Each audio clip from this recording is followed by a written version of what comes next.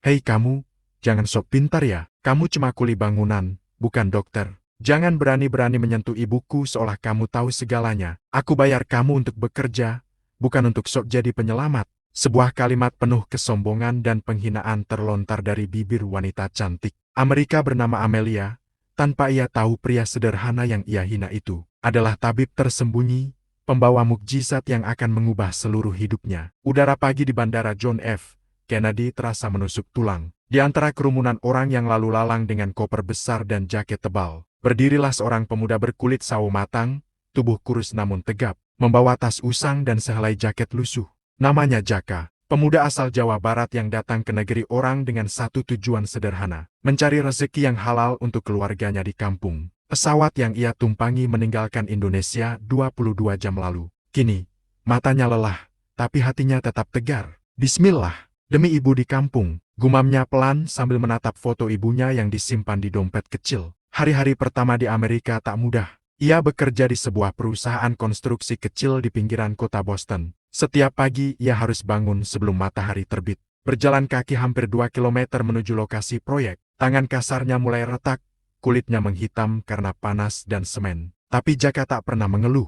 Rekan-rekan kerjanya kebanyakan orang Meksiko dan Filipina. Mereka sering bercanda dan memanggilnya The Silent Worker, si pekerja pendiam. Namun di balik diamnya, tersimpan banyak luka dan rahasia yang tak ia ungkap. Suatu sore, mandornya memanggil, "Hei, Jaka, besok kamu kerja di rumah pribadi orang kaya. Hati-hati, orangnya cerewet dan sombong." Jaka hanya mengangguk, "Baik, Pak." Keesokan harinya, ia sampai di depan rumah besar, bergaya kolonial dengan taman yang luas dan pagar besi tinggi. Di sana berdiri seorang wanita cantik berambut pirang, mengenakan gaun putih elegan, menatapnya dari teras dengan tatapan dingin. "Kamu yang namanya Jaka?" tanyanya dengan nada tinggi. "Iya, Nona, saya pekerja baru dari kontraktor." "Baik, mulai besok kamu bersihkan taman belakang. Jangan asal sentuh apapun di rumah ini. Ini rumah keluarga besar, bukan proyek murahan." Nada suaranya tajam, menusuk telinga. Tapi Jaka tetap menunduk sopan. "Baik, Nona, saya akan berhati-hati." Wanita itu bernama Amelia Thompson, seorang wanita Amerika kaya raya yang dikenal angkuh dan keras kepala. Ia hidup bersama ibunya yang sudah lama lumpuh dan tak bisa berjalan. Saat Jaka mulai bekerja di halaman belakang, samar-samar ia mendengar suara lembut dari jendela lantai 2. Suara seorang wanita tua yang meminta tolong, karena kursi rodanya tersangkut. Tanpa berpikir panjang, Jaka berlari masuk, melepas sepatunya, dan membantu sang ibu dengan hati-hati. "Ibu, hati-hati, ya," ucap Jaka pelan sambil menuntun tangan wanita tua itu. Namun belum sempat ia menenangkan sang ibu, Amelia datang dengan wajah marah dan nada mengejek. "Apa yang kamu lakukan di sini? Kamu cuma kuli bangunan. Siapa yang menyuruh kamu masuk ke rumah saya?" Jaka terdiam, wajahnya memucat. "Maaf, Nona, saya hanya ingin membantu. Ibunda Anda hampir terjatuh." "Diam, kamu di sini saya bayar untuk bekerja, bukan jadi dokter atau pahlawan. Jangan sok pintar seolah-olah tahu cara menyembuhkan penyakit ibu saya." Hening. Suasana berubah dingin. Jaka menunduk dalam-dalam. "Maaf, Nona, saya cuma niat membantu, tidak lebih." Amelia melirik sinis. "Kalau kamu masih berani sok jadi tabib lagi, saya pecat kamu saat itu juga. Ingat tempatmu, kamu cuma kuli." Jaka mengangguk pelan, menahan perih di dadanya. Tapi di balik tatapan pasrahnya, tersimpan sesuatu yang tidak diketahui. Amelia, tangan yang dulu pernah menyembuhkan banyak orang, tangan yang kini hanya memegang sekop dan semen. Malam itu, setelah semua pekerja pulang, Jaka duduk di tepi taman rumah itu, menatap langit penuh bintang. Ia berbisik lirih, "Ya Allah, sabarkan aku. Aku datang untuk bekerja, bukan untuk dipuji. Tapi jika engkau izinkan, mungkin aku bisa menolong wanita itu dengan cara yang engkau ridhoi." Dari kejauhan, cahaya dari kamar ibu Amelia terlihat remang. Dan tanpa mereka sadari, takdir mulai bergerak pelan, membawa kisah yang akan mengguncang hidup mereka berdua. Pagi itu, langit tampak cerah di kota kecil tempat rumah mewah keluarga Thompson berdiri. Rumah berarsitektur kolonial itu tampak megah dengan halaman luas, air mancur di tengah taman, dan jendela besar yang memantulkan sinar mentari. Tapi di balik kemegahan itu, suasananya terasa dingin bukan karena cuaca, tapi karena arogansi sang pemiliknya. Jaka datang lebih awal dari biasanya. Ia membawa sapu, cangkul, dan alat kebersihan lain. Bajunya lusuh, sepatunya penuh debu, tapi wajahnya tetap tenang. Ia mulai bekerja tanpa suara, memunguti daun-daun kering di halaman belakang. Tak lama kemudian, suara langkah sepatu tumit tinggi terdengar di belakangnya. "Kamu?"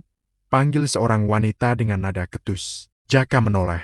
Amelia berdiri di sana dengan kacamata hitam, rambut pirangnya disanggul rapi. Wajahnya cantik, tapi tatapan matanya menusuk seperti belati. "Kamu pekerja baru itu, kan, Jaka?" "Iya, Nona," jawab Jaka pelan. "Kau tahu kenapa aku tak suka orang seperti kamu?" Amelia melipat tangan di dada. "Tidak tahu, Nona," jawab Jaka sopan. "Karena kalian terlalu sok baik. Datang dari negara jauh, berpura-pura rajin, padahal semua cuma demi uang. Jangan pernah berpikir kamu bisa dapat lebih dari gaji yang kubayar." Jaka menunduk. Ia bisa saja marah, tapi memilih diam.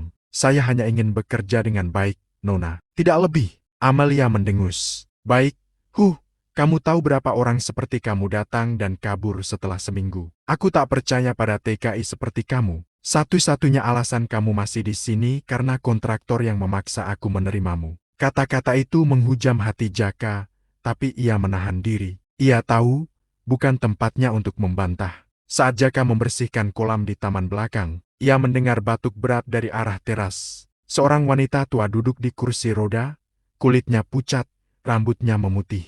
Itu Ibu Amelia, yang semua orang tahu telah lumpuh selama bertahun-tahun. "Nak, tolong ambilkan selendang itu," pinta sang ibu dengan suara lembut. Jaka segera menunduk hormat dan mengambilkan selendang di kursi. Ia membenarkannya dengan hati-hati di bahu sang ibu. "Terima kasih, Nak, kamu baik sekali," kata sang ibu tersenyum. "Sama-sama, Bu, saya cuma ingin membantu." Tiba-tiba, suara langkah cepat mendekat. "Apa yang kamu lakukan di sini lagi?" teriak Amelia dari kejauhan. Jaka kaget, berdiri tergesa. "Maaf, Nona, saya hanya membantu ibu. Aku sudah bilang jangan dekati ibuku. Kamu pikir kamu siapa? Dokter? Penyihir?" Wajah Amelia merah padam. Ia menatap tajam seolah ingin melumat Jaka hidup-hidup. "Kamu di sini saya bayar untuk bekerja, bukan untuk berpura-pura jadi tabib. Jangan pernah sok pintar seolah-olah kamu bisa menyembuhkan penyakit ibu saya." Semua pekerja lain yang berada di sekitar taman menunduk diam. Mereka tahu Amelia sering marah. Tapi kali ini berbeda, kemarahannya tampak seperti kebencian pribadi. Jaka menelan ludah, menunduk dalam. "Saya minta maaf, Nona. Saya cuma niat membantu, tidak lebih." "Membantu?" Amelia tertawa sinis. "Kalau kamu benar-benar bisa menyembuhkan ibuku dalam 4 bulan, aku akan menjadi istrimu tanpa syarat. Tapi aku tahu itu mustahil.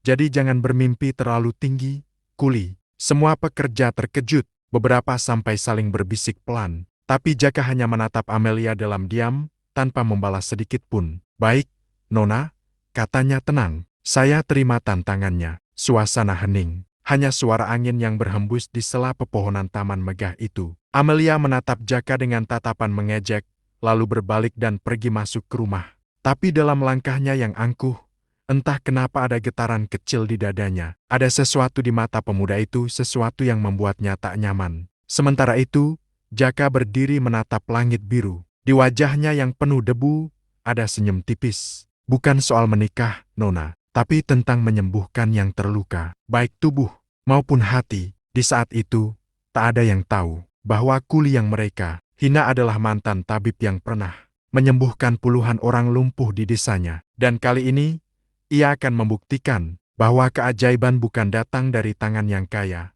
tapi dari hati yang tulus. Hari berganti minggu. Sejak tantangan itu diucapkan, Jaka tetap bekerja seperti biasa. Ia tidak membantah, tidak banyak bicara, hanya bekerja dengan ketekunan yang membuat beberapa pekerja lain kagum. Tapi bagi Amelia, setiap melihat wajah Jaka, ada rasa kesal yang sulit dijelaskan. Pagi itu, rumah megah keluarga Thompson tampak ramai. Beberapa tamu datang, rekan bisnis Amelia dan beberapa dokter yang selama ini merawat ibunya. Mereka datang untuk mengecek kondisi sang ibu yang lumpuh. Jaka kebetulan sedang menyapu halaman depan ketika Amelia lewat bersama para tamu itu. Ia berpakaian elegan, mengenakan gaun putih panjang. Senyum angkuhnya menempel sempurna. "Oh, ini dia," ucap salah satu dokter, "pekerja barumu, Amelia." "Ya," jawab Amelia cepat, "seorang kuli dari Indonesia. Kamu tahu, dia pernah bilang bisa menyembuhkan ibuku." Semua tamu langsung tertawa. Suara tawa mereka menusuk telinga Jaka. "Apa? Kuli bangunan menyembuhkan penyakit lumpuh?" Hahaha, mungkin dia pikir ini film sihir. Amelia tersenyum tipis, menatap Jaka dengan penuh sindiran. Iya, saya bahkan memberinya tantangan. Kalau dia bisa menyembuhkan ibuku dalam 4 bulan, aku akan menikah dengannya. Tapi tentu saja, hanya orang bodoh yang percaya hal seperti itu. Gelak tawa pecah lagi. Beberapa pekerja lain yang mendengar hanya bisa menunduk malu. Mereka kasihan pada Jaka, tapi tak berani bicara. Jaka menunduk dalam, menyapu perlahan. Tapi dalam dadanya, terasa sesak. Ia tak marah, hanya sedih. Ia teringat wajah ibunya di kampung, dan semua orang yang dulu ia bantu sembuhkan dengan tangannya. Ia menatap Amelia, lalu berkata pelan, "Saya tidak pernah berniat merendahkan siapapun, Nona. Saya hanya ingin membantu. Kadang, kesembuhan datang bukan dari ilmu tinggi, tapi dari hati yang tulus." Suasana langsung hening. Beberapa tamu saling pandang, tapi Amelia menatap tajam, matanya membara. "Tulus, jangan ajari aku tentang ketulusan. Kamu pikir kata-kata sederhana bisa menyembuhkan? Dunia ini bukan dongeng. Jaka, ini Amerika, bukan desa kamu di sana." Kalimat itu menusuk hati Jaka, tapi ia tetap menunduk, menahan amarahnya. "Saya tahu, Nona, tapi dimanapun kita berada, kebaikan tetap sama." Amelia tertawa keras, menepuk tangan dengan sinis. "Lihat, bahkan dia bisa berkhotbah sekarang. Mungkin besok kamu jadi pendeta, ya?" Para tamu kembali tertawa. Jaka menarik napas panjang, lalu menjawab pelan, "Saya bukan siapa-siapa, Nona. Tapi jika Tuhan mengizinkan, mungkin nanti Anda akan tahu siapa saya sebenarnya." Amelia menatapnya dingin. "Cukup, jangan bicara tentang Tuhan di rumahku. Kamu bekerja di sini, bukan berceramah." Ia lalu berjalan pergi, meninggalkan Jaka berdiri sendiri di tengah halaman. Tapi langkah Amelia sedikit goyah, entah kenapa. Ada sesuatu dalam suara Jaka yang membuat hatinya bergetar. Malamnya, setelah semua pekerja pulang, Jaka kembali ke taman belakang. Ia duduk di bawah pohon, menatap jendela kamar sang ibu yang masih menyala. Di tangannya, ia membawa ramuan herbal yang ia racik diam-diam dari tumbuhan sekitar. Ramuan yang dulu sering ia gunakan di desanya. "Dulu aku berjanji tak akan lagi menyentuh dunia pengobatan. Tapi kali ini, aku hanya ingin menolong," gumamnya pelan. Angin berhembus lembut, membawa aroma bunga malam yang harum. Dari kejauhan, suara Ibu Amelia terdengar pelan, memanggil-manggil putrinya dengan nada sendu. Dan di sanalah Jaka berdiri, bukan lagi sebagai kuli bangunan, tapi sebagai tabib yang perlahan mulai bangkit dari luka dan penghinaan. Malam itu, hujan turun perlahan. Rintik air membasahi kaca jendela rumah besar keluarga Thompson. Sementara angin dingin meniup lembut tirai kamar Ibu Amelia yang terbuka sedikit. Di dalam kamar, suasana sunyi. Hanya suara alat bantu pernapasan dan jam dinding yang berdetak pelan. Di bawah remang lampu, Jaka berdiri di ambang pintu, menatap wanita tua yang terbaring lemah di ranjang. Wajah sang ibu tampak pucat, tapi tatapannya lembut dan penuh rasa ingin tahu ketika melihat. Jaka datang diam-diam membawa sebuah botol kecil berisi cairan hijau kekuningan. "Nak Jaka, malam-malam begini kenapa datang?" Suara sang ibu lemah tapi hangat. "Saya tak bermaksud mengganggu, Bu," bisik Jaka. "Saya hanya ingin membantu sedikit. Tangan saya mungkin tak sehebat dokter, tapi insya Allah, kalau Tuhan izinkan, saya bisa sedikit mengurangi rasa sakit ibu." Wanita tua itu tersenyum lirih.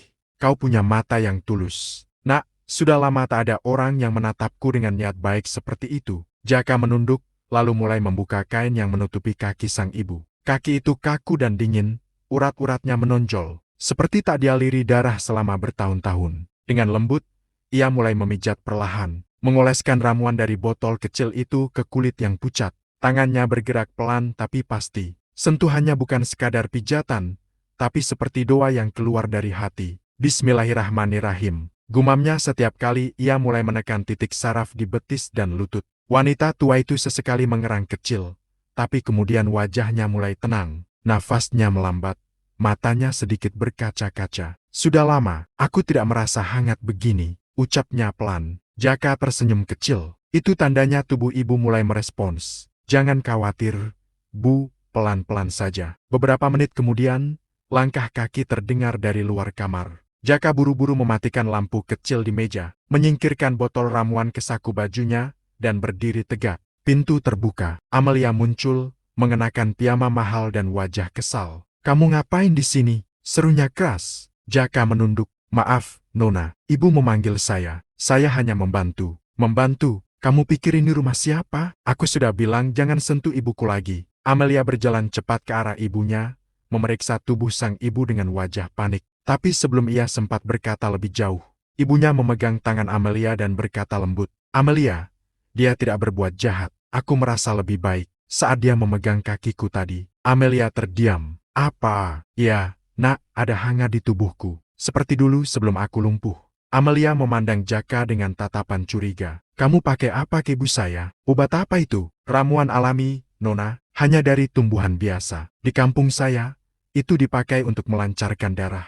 Amelia mendengus sinis. "Ramuan kampung? Tuhan, ini kuli aneh. Kamu pikir daun dan minyak bisa menyembuhkan kelumpuhan yang dokter saja tidak bisa?" Jaka diam. Ia hanya menunduk, lalu berkata lirih, "Kalau Tuhan berkehendak, bahkan pasir pun bisa jadi obat, Nona." Ucapan itu membuat Amelia tertegun sesaat, hanya sesaat. Setelah itu, ia berbalik dan menunjuk ke arah pintu. "Keluar, sekarang, sebelum aku benar-benar menyesal menerima kamu kerja di sini." Jaka menunduk dalam, lalu berjalan pelan keluar dari kamar. Tapi sebelum pintu tertutup, suara lembut Ibu Amelia terdengar. "Nak Jaka, besok malam, datanglah lagi." Jaka tersenyum kecil, lalu menjawab pelan, "Insya Allah, Bu, kalau diizinkan." Malam itu, di kamar kontrakannya yang kecil, Jaka duduk bersila. Ia membuka tas usangnya, mengeluarkan beberapa botol kecil berisi ramuan herbal yang ia bawa dari Indonesia. Peninggalan almarhum gurunya dulu. Tangannya gemetar saat menyentuh botol itu, seolah ia sedang membuka kembali masa lalu yang pernah ia kubur. "Aku pernah berjanji meninggalkan dunia pengobatan," bisiknya pelan. "Tapi kalau ini demi kebaikan seseorang yang menderita, mungkin sudah waktunya aku menepati janji yang lain, janji untuk menolong sesama." Keesokan harinya, Ibu Amelia terlihat lebih cerah. Ia bisa menggerakkan jari kakinya sedikit, hal yang tak pernah terjadi selama bertahun-tahun. Tapi ketika Amelia melihatnya, ia menolak percaya. "Itu cuma refleks. Itu pasti kebetulan," katanya gugup. Namun dalam hatinya, benih ragu mulai tumbuh. Siapa sebenarnya pemuda bernama Jaka itu? Kuli biasa, atau seseorang yang jauh lebih dari sekadar pekerja bangunan? Pagi itu, suasana rumah keluarga Thompson lebih ramai dari biasanya. Mobil-mobil mewah berjajar di halaman, para tamu datang dengan pakaian elegan. Hari itu, Amelia mengundang beberapa dokter kenalan dan teman-teman bisnisnya untuk melihat perkembangan ibunya dengan maksud tertentu. Di sisi lain, Jaka berdiri di dekat taman, memegang sekop dan ember, wajahnya tenang seperti biasa. Ia tahu hari ini bukan hari biasa, karena sejak subuh, Amelia sudah memperhatikannya dengan tatapan yang penuh sindiran. "Ladies and gentlemen," suara Amelia terdengar lantang dari teras rumahnya yang megah. "Hari ini aku ingin menunjukkan sesuatu yang menarik." Para tamu berhenti berbicara, menatap Amelia dengan rasa penasaran. Wanita itu tersenyum angkuh, lalu menatap ke arah Jaka. "Kalian lihat pria itu," katanya sambil menunjuk Jaka dengan ujung jarinya yang dipenuhi cincin berlian. "Dia seorang kuli bangunan dari Indonesia. Tapi anehnya, dia bilang bisa menyembuhkan ibuku yang lumpuh." Beberapa tamu langsung tertawa kecil. "Oh my God, Amelia, kamu serius? Seorang kuli menyembuhkan kelumpuhan? Itu lucu." Amelia ikut tertawa kecil, tapi sorot matanya dingin. "Ya, lucu memang. Tapi aku tidak berhenti di situ. Aku bahkan memberinya tantangan." Ia berjalan pelan menuruni anak tangga, berdiri tepat di depan Jaka. Wajahnya menatap ke bawah, sementara Jaka menunduk sopan. "Jaka," panggilnya pelan namun penuh nada menghina. "Iya, Nona," jawab Jaka lembut. "Kamu masih ingat janjimu, kan? Kalau kamu bisa menyembuhkan ibuku dalam 4 bulan, aku akan menikah denganmu tanpa syarat." Semua tamu langsung bersorak kecil, sebagian menutup mulut sambil tertawa geli. "Menikah dengan kuli? Hahaha, Amelia, kamu benar-benar berani bertaruh.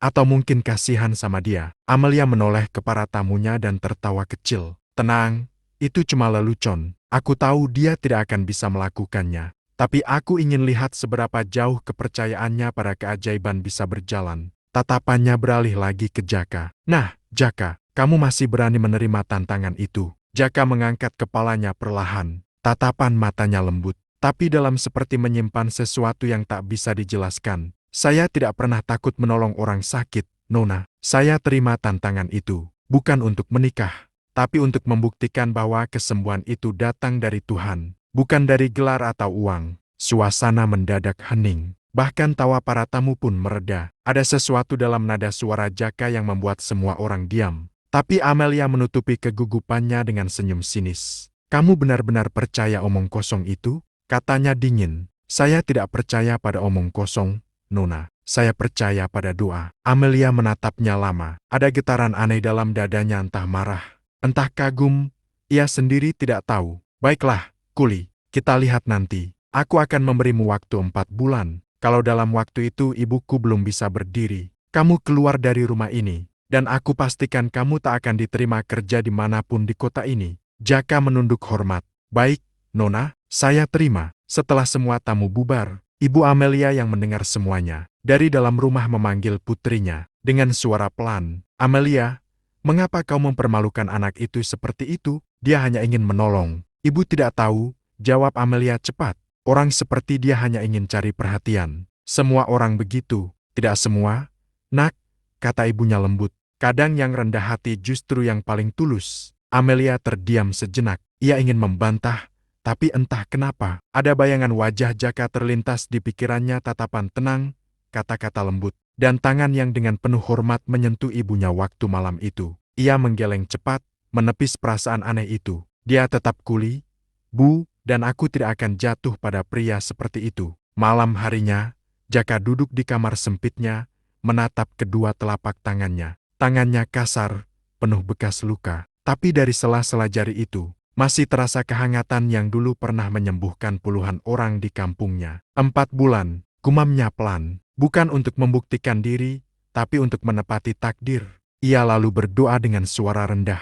"Ya Allah, jika Engkau mengizinkan, jadikanlah tangan ini jalan bagi seseorang untuk kembali merasakan nikmat-Mu." Malam mulai turun di kota Boston. Langit tampak kelam, hujan gerimis menetes perlahan, menyelimuti rumah megah keluarga Thompson dengan udara dingin yang lembab. Lampu-lampu taman berpendar redup, memantulkan bayangan pohon yang menari tertiup angin. Di kamar kecil di belakang rumah, Jaka duduk bersila di lantai. Di depannya ada mangkuk tanah liat berisi ramuan yang ia racik sendiri, campuran dari jahe liar, daun mint, minyak kelapa, dan satu bahan rahasia yang ia simpan dari kampung halamannya, akar jadi kuning, yang dulu selalu ia gunakan untuk pengobatan syaraf. Tangannya gemetar halus, bukan karena takut, tapi karena kerendahan hati di hadapan Tuhan. "Ya Allah, aku hanyalah hamba-Mu yang hina. Jika Engkau berkehendak, maka tangan ini jadikanlah jalan kesembuhan bagi siapapun yang menderita." Ia berdiri perlahan, menutup mangkuk itu dengan kain, lalu berjalan menuju rumah utama. Setiap langkahnya terasa berat bukan karena beban tubuh, tapi karena beban penghinaan yang terus diingatnya. Namun di hatinya, tak ada dendam, hanya keikhlasan. Di kamar sang ibu, suasana sepi. Hanya suara jarum jam dan desahan napas pelan yang terdengar. Jaka membuka pintu perlahan. Ibu Amelia yang sudah menunggunya tersenyum hangat. "Nak Jaka, aku tahu kau akan datang." "Iya, Bu, saya tidak akan berhenti sebelum ibu benar-benar sembuh."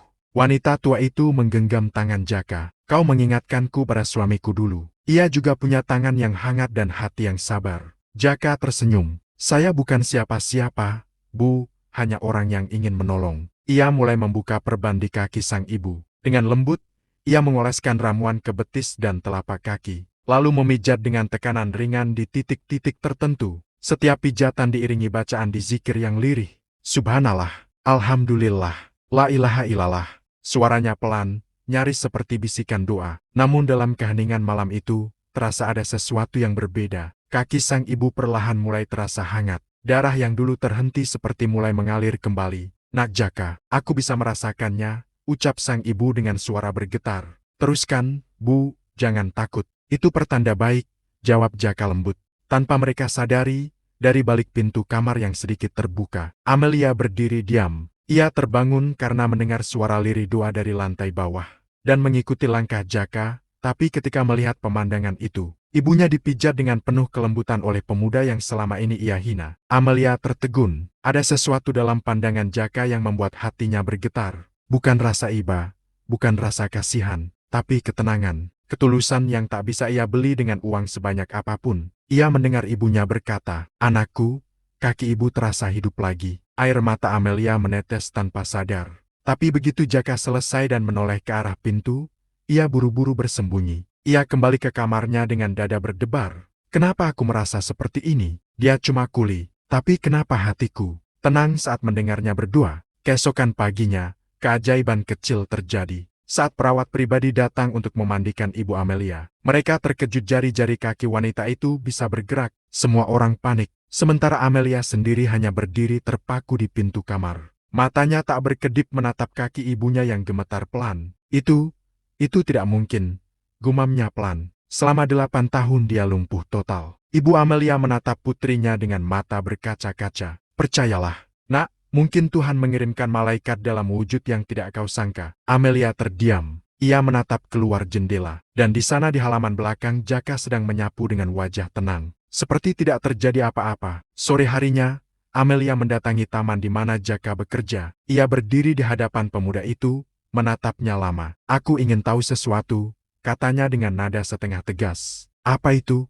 Nona, kenapa kamu tetap menolong ibuku? Padahal aku sudah mempermalukanmu di depan banyak orang. Jaka berhenti menyapu, lalu menatap Amelia dengan senyum kecil. Karena menolong orang bukan soal siapa yang menghina atau memuji, Nona, tapi soal hati. Kalau kita berhenti berbuat baik hanya karena dihina, maka kebaikan itu tak pernah benar-benar ikhlas. Amelia terpaku, matanya mulai berkaca-kaca, tapi ia menahan air mata itu. Kamu aneh, Jaka, tapi aku tidak bisa membencimu seperti dulu. Jaka hanya tersenyum tipis. Kebencian itu berat, Nona. Kalau terus dibawa, nanti yang lumpuh bukan tubuh, tapi hati. Malam pun datang lagi. Dan kali ini, Amelia duduk di depan jendela, menatap bulan sambil teringat kata-kata Jaka. Untuk pertama kalinya dalam hidupnya yang penuh kesombongan, ia merasa kecil, dan ingin mengenal apa itu ketulusan yang sesungguhnya. Pagi itu, udara di rumah besar milik keluarga Thompson terasa berbeda, hangat,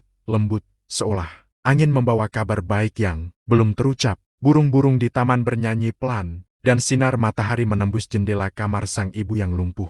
Di kursi rodanya, wanita tua itu tersenyum, menatap cahaya pagi yang belum pernah ia rasakan seindah itu sejak 8 tahun terakhir. Jaka datang seperti biasa, membawa air hangat dan ramuan racikan tangan. Ia mengetuk pelan. Selamat pagi, Bu. Bagaimana perasaan ibu hari ini? Sang ibu tersenyum lembut. Entah kenapa, Nak Jaka, hari ini tubuh ibu terasa ringan, seperti ada tenaga yang mengalir di kaki ibu. Jaka menunduk, hatinya bergetar. Alhamdulillah, Bu, mungkin ini tanda baik. Ia duduk di lantai, menyiapkan pijatannya seperti biasa. Jemarinya bergerak tenang, penuh perasaan. Ia menekan titik-titik saraf di betis dan pergelangan kaki dengan pola yang hanya dia yang tahu. Suara dizikir kembali mengiringi setiap sentuhannya. Subhanallah, la ilaha illallah, astagfirullah.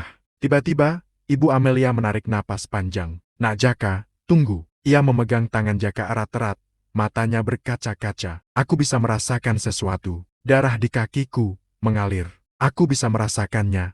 Nak, Jaka tertegun. Ia melihat jari-jari kaki wanita itu bergerak pelan pertama satu, lalu dua, lalu seluruhnya gemetar halus. Bu, Ibu bisa menggerakkannya? Iya, Nak, aku bisa. Suara tangis pecah dari mulut wanita tua itu. Ia memegang lututnya, lalu perlahan mencoba menegakkan tubuh.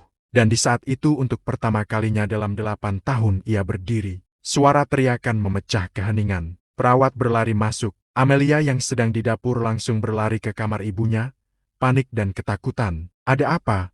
Mama, kenapa berdiri? Nanti jatuh.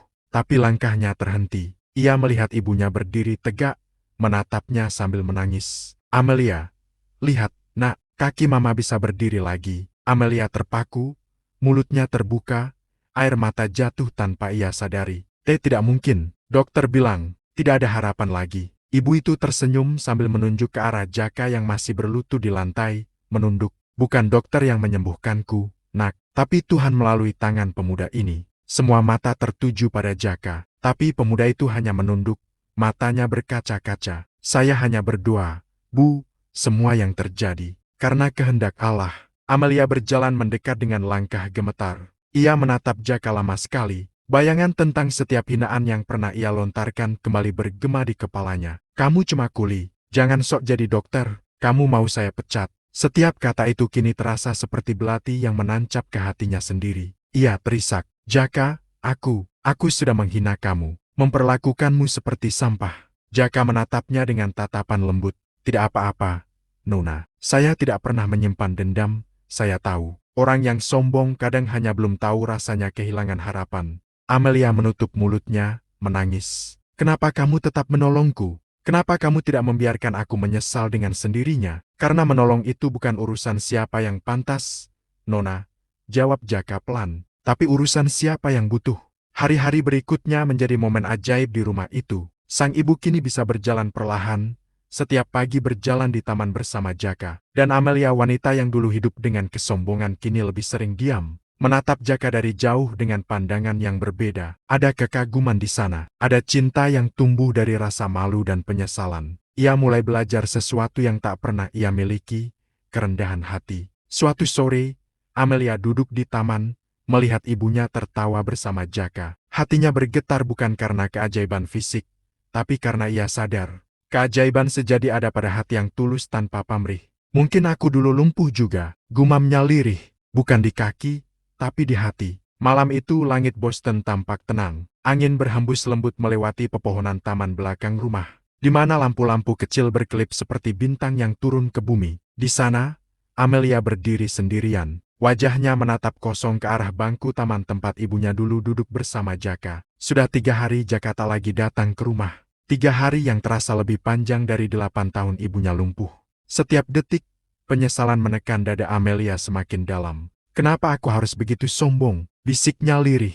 Dia menolong ibuku, menyelamatkan keluargaku. Tapi aku malah menghancurkan hatinya. Flashback itu datang lagi, menghantam pikirannya tanpa ampun. Hari ketika ia menatap Jaka dengan tatapan penuh hinaan. Kamu cuma kuli, jangan sok pintar. Kalau bukan karena kasihan, aku sudah pecat kamu. Kini kata-kata itu berputar di kepalanya seperti racun. Dan setiap kali ia mengingatnya, dadanya terasa sesak, matanya panas oleh air mata. Suara langkah kaki terdengar dari belakang. Ibu masih di taman, Amelia. Ternyata ibunya. Kini wanita tua itu sudah bisa berjalan pelan tanpa tongkat. Berkat tangan Jaka yang penuh berkah. Iya, Bu, aku cuma ingin sendiri sebentar, jawab Amelia pelan. Ibunya mendekat, menatap wajah putrinya yang muram. Kau masih memikirkan dia, kan? Amelia menunduk, suaranya parau. Aku tidak bisa berhenti, Bu. Aku menghina orang yang paling tulus yang pernah aku temui. Aku ingin menebusnya, tapi dia pergi tanpa pamit. Wanita tua itu tersenyum lembut. Nak, Tuhan tidak akan mengambil orang baik tanpa alasan. Mungkin Jaka pergi bukan karena marah, tapi karena sudah menyelesaikan tugasnya. Amelia terisak. Tapi aku ingin dia tahu kalau aku menyesal. Bu, aku ingin minta maaf. Bukan karena rasa bersalah, tapi karena aku mulai mencintainya. Ibunya menatap jauh ke arah langit malam. Kalau cinta itu tulus, Nak, maka doakan dia. Tuhan akan mempertemukan kembali dalam waktu yang tepat. Jangan mencari dengan ego, tapi dengan hati. Keesokan harinya, Amelia pergi ke rumah kecil di mana Jaka dulu tinggal, tempat sederhana di pinggir kota. Tapi saat ia tiba, rumah itu kosong. Pintu terbuka setengah, dan di dalamnya hanya tersisa beberapa barang, pakaian kerja, sandal, dan secari kertas di atas meja kayu. Dengan tangan gemetar, Amelia mengambil kertas itu. Tulisan tangan Jaka tertera rapi. Nona Amelia, saya pamit kembali ke negeri saya. Terima kasih sudah memberi kesempatan saya membantu ibu Anda. Maaf kalau selama ini saya banyak salah kata atau tindakan. Tapi percayalah, saya tidak pernah menolong karena ingin sesuatu. Saya menolong karena hati saya tenang melihat orang lain sembuh. Air mata Amelia jatuh menetes di atas kertas itu. Huruf-hurufnya kabur oleh air mata yang tak bisa ia tahan. Dia pergi, tanpa aku sempat berterima kasih, tanpa aku sempat minta maaf. Malam itu, Amelia duduk di kamar ibunya sendirian. Ia menatap kosong ke arah jendela. Tempat ia dulu pernah berdiri diam melihat Jaka memijat ibunya. Kini tempat itu terasa hampa. Jaka, bisiknya pelan, kamu mengajariku arti rendah hati. Tapi kenapa kamu harus pergi saat aku mulai memahami cinta? Ia terisak, menutup wajah dengan kedua tangan. Air matanya jatuh terus-menerus. Setiap isakannya adalah doa. Setiap tangisnya adalah penyesalan. Di suatu tempat jauh di tanah Indonesia, di desa kecil yang dikelilingi sawah hijau, Jaka sedang duduk di beranda rumah kayu sederhana. Ia menatap langit malam yang sama, langit yang juga sedang dipandangi oleh Amelia ribuan kilometer di sana. Ia tersenyum tipis, lalu berbisik pelan, semoga kau bahagia, Nona. Kadang cinta sejati tidak perlu memiliki,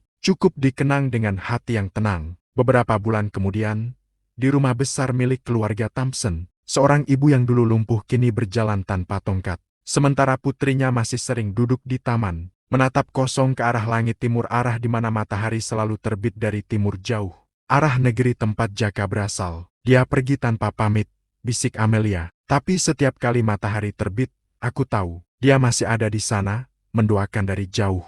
4 tahun berlalu sejak kepergian Jaka dari rumah besar keluarga Thompson. Waktu telah berjalan cepat, tapi bagi Amelia, setiap hari terasa seperti bayangan yang tak pernah pergi. Bayangan wajah seorang pria sederhana yang dulu ia hina, tapi kini selalu hadir dalam setiap doa malamnya. Sejak keajaiban yang menimpa ibunya, hidup Amelia berubah total. Ia berhenti dari pekerjaannya di perusahaan ayahnya, menolak kehidupan glamor, dan memilih menjadi relawan kesehatan yang berkeliling dunia, mencoba menebus dosa sombongnya di masa lalu. Namun di dalam hatinya, selalu ada ruang kosong yang tak pernah terisi. "Kemana kamu, Jaka?" bisiknya setiap kali menatap langit timur. "Andai takdir memberi kesempatan sekali lagi, aku akan datang menemuimu. Bukan sebagai wanita kaya, tapi sebagai manusia yang ingin berterima kasih." Hingga suatu hari, saat Amelia bertugas sebagai relawan di Indonesia, di sebuah desa kecil di kaki Gunung Ciremai, takdir menjawab doanya. Desa itu tenang, sederhana, dengan sawah luas dan aroma tanah basah yang menenangkan hati. Di sanalah, saat menyalurkan bantuan medis, ia mendengar seorang warga berkata, "Kalau pengobatan modern tak berhasil, datang saja ke Pak Jaka tabib, dia yang paling sering bantu orang lumpuh berjalan lagi." Nama itu membuat Amelia terdiam, suaranya gemetar. "Siapa? Siapa tadi namanya?" "Pak Jaka, Nona, orang baik dari sini. Katanya dulu pernah kerja di luar negeri." Langkah Amelia mulai bergetar, napasnya sesak, air matanya menetes tanpa bisa ia tahan. "Tuhan, apa ini pertandamu?" Sore itu, Amelia mendatangi rumah kayu sederhana di pinggir sawah. Di depan rumah, terlihat seorang pria berkaos lusuh, berambut pendek, sedang membantu seorang anak kecil belajar berjalan dengan tongkat bambu. Wajahnya wajah yang tak mungkin ia lupakan. "Jaka." Amelia berdiri mematung. Dunianya seolah berhenti berputar. Ia melangkah pelan, tapi setiap langkah seperti membawa seluruh penyesalan dan rindu yang ia pendam bertahun-tahun. "Jaka." Pemuda itu menoleh. Mata mereka bertemu, dan seketika, keheningan panjang menelan udara di antara mereka. Jaka tertegun. "Nona Amelia." Suaranya lirih, nyaris tak percaya. Amelia menutup mulut, air matanya jatuh deras. "Kau masih ingat aku?" Jaka tersenyum tenang. "Bagaimana mungkin saya lupa, orang yang pernah memberi saya kesempatan untuk membantu seseorang yang paling berharga dalam hidupnya." Amelia berjalan mendekat, lututnya lemas. Ia berlutut di hadapan Jaka, menunduk dalam-dalam. "Jaka, aku datang bukan sebagai wanita kaya. Aku datang untuk meminta maaf. Untuk setiap hinaan, untuk setiap kata kasar yang keluar dari mulutku dulu." Jaka menatapnya lama, kemudian perlahan membantu Amelia berdiri. "Sudahlah, Nona, saya sudah lama memaafkan. Kadang, luka di hati bisa sembuh kalau kita belajar untuk tidak membalas. Tapi aku tak pernah berhenti menyesal." Tangis Amelia pecah. "Kau menyembuhkan ibuku, tapi hatiku malah sakit karena kehilanganmu." Matahari mulai tenggelam, langit berwarna jingga keemasan. Jaka menatap lembayung itu, lalu berkata pelan, 4 tahun lalu, Nona bilang kalau saya bisa menyembuhkan ibu Anda dalam 4 bulan, Anda akan menjadi istri saya tanpa syarat." Amelia tersenyum di tengah air matanya. "Aku ingat, Jaka, tapi waktu itu aku berkata dengan sombong. Sekarang aku mengatakannya dengan tulus. Aku tidak peduli siapa kamu, aku hanya tahu, aku mencintaimu." Suasana hening. Hanya suara angin dan desir padi yang bergoyang. Jaka menatap mata wanita yang dulu meremehkannya. Kini berdiri dengan kerendahan hati yang tulus. Ia tersenyum bukan senyum kemenangan, tapi ketenangan yang dalam. "Nona Amelia, dulu saya hanya kuli yang dihina. Tapi sekarang saya tahu, yang paling berharga bukan siapa kita dulu, tapi bagaimana hati kita sekarang." Amelia mengangguk sambil menangis. "Aku tak ingin kaya, Jaka, aku hanya ingin tinggal di sini, bersamamu. Membantu orang-orang seperti yang kau lakukan." Beberapa minggu kemudian, desa itu menjadi saksi dari pernikahan sederhana tanpa kemewahan, tanpa pesta besar. Hanya dihadiri oleh warga desa, anak-anak kecil, dan senyum ibunda Amelia yang kini datang dari jauh. Di Di bawah pohon jadi tua, Jaka dan Amelia duduk berdampingan. Matahari sore menyorot lembut wajah mereka. Aneh ya, Jaka, ucap Amelia pelan. Dulu aku menghina tangan ini. Sekarang, tanya Jaka sambil tersenyum. Sekarang aku ingin menggenggamnya selamanya. Jaka menatapnya dengan mata yang berkaca-kaca. Kadang, Tuhan menulis cinta dari jalan yang paling menyakitkan, agar kita benar-benar tahu rasanya bersyukur. Dan di bawah langit senja itu, di tengah sawah yang diselimuti cahaya keemasan, dua insan yang dulu terpisah oleh kesombongan, kini disatukan oleh takdir dan penyesalan yang berubah menjadi cinta sejati. Aku dulu menghina seorang kuli, bisik Amelia sambil menatap langit. Tapi ternyata, kuli itu adalah tabib yang menyembuhkan tubuh ibuku dan hatiku yang paling lumpuh.